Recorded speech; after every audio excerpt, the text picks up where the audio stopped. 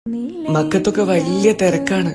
പരിശുദ്ധമാക്കപ്പെട്ട ഹജ്ജ് കർമ്മം ചെയ്യാൻ വേണ്ടിയിട്ട് ആയിരക്കണക്കിന് ആളുകളാണ് ലോകത്തിന്റെ നാനാഭാഗത്തു നിന്നും അവിടെ എത്തിയിട്ടുള്ളത്.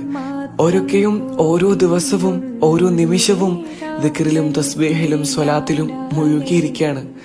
പടച്ചവന്റെ പവിത്രമാക്കപ്പെട്ട ഓരോ ദിവസങ്ങളും അവർ ഉപയോഗപ്പെടുത്തുകയാണ്. എന്തേടാ, ഞമ്മക്കും പടച്ചവൻ കൂലി തരാന്ന് പറഞ്ഞതല്ലേ?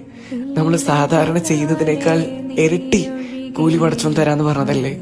എന്നിട്ടും എന്താണ് നമ്മൾ ഈ ദിവസങ്ങളൊന്നും ഉപയോഗിക്കാത്തെ? നമുക്ക് സ്വർഗമൊന്നും വേണ്ടേ?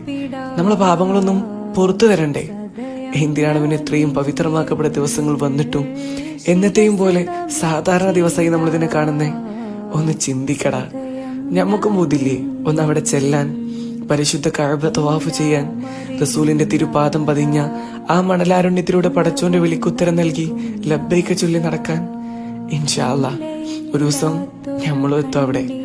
ഓരോ സമയവും ഉപയോഗപ്പെടുത്തി ഒന്നും വെറുതെ കളയല്ലേ. പടച്ചോൻ പുറത്തരട്ടെ. ഒരു ദിവസം നമ്മളെ അവിടെ എത്തിക്കട്ടെ.